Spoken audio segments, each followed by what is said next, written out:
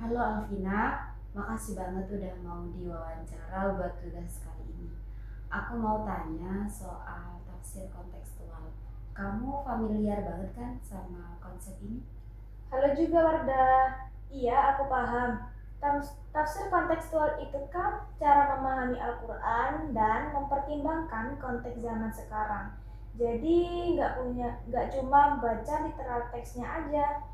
Bener banget. Terus menurut kamu gimana sih teorinya atau cara menafsirkan Al-Quran secara kontekstual?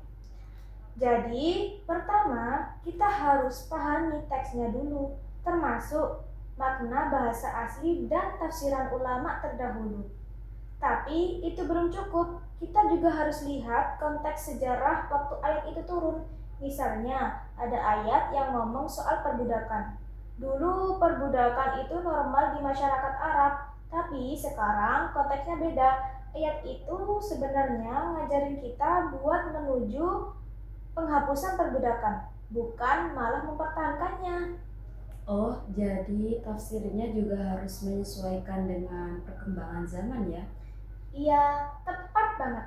Setelah paham konteks sejarah, langkah selanjutnya adalah melihat kebutuhan dan situasi zaman sekarang. Contohnya, ayat tentang poligami.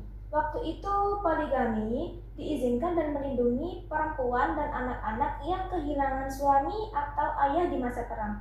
Nah, sekarang kita bisa fokus pada prinsip keadilan dalam hubungan keluarga. Kalau nggak bisa adil, ya lebih baik nggak usah poligami. Oke, aku mulai nangkep. Terus kalau dari segi prakteknya gimana Alvina? Dalam praktek tafsir kontekstual, kita sering gunakan pendekatan tematik. Jadi kita ngumpulin semua ayat yang relevan dengan satu tema, terus dianalisis bareng-bareng. Misalnya tema lingkungan. Al-Quran punya banyak ayat tentang menjaga alam, kayak larangan merusak bumi atau anjuran hemat air. Dan dari situlah kita bisa tarik kesimpulan untuk mendukung gerakan lingkungan modern. Misalnya, pengurangan sampah plastik atau penggunaan energi terbarukan. Menarik banget. Kalau buat penerapannya ke konteks yang lagi viral sekarang, ada nggak selain isu lingkungan? Ada dong, ambil contoh saat kesetaraan gender. Di Al-Quran ada ayat yang bilang manusia itu diciptakan dari jiwa yang satu. Tafsirannya bisa kita gunakan buat dukung kesetaraan hak antara laki-laki dan perempuan, termasuk di dunia kerja atau pendidikan. Jadi kita ada isu diskriminasi gender. Kita bisa balik ke prinsip itu. Berarti tafsir kontekstual ini fleksibel banget ya? Betul banget.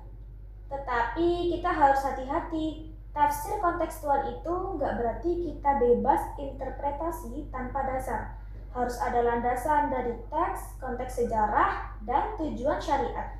Misalnya, tujuan syariat itu kan keadilan, kasih sayang, dan kemaslahatan. Jadi tafsirnya juga harus mengarah ke sana. Ngomong-ngomong, ada nggak sih tantangan dalam penerapan tafsir ini?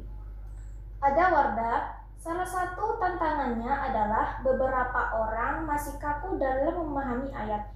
Mereka takut tafsir kontekstual malah menyimpang dari ajaran. Padahal tafsir ini justru bikin Islam lebih relevan untuk semua zaman.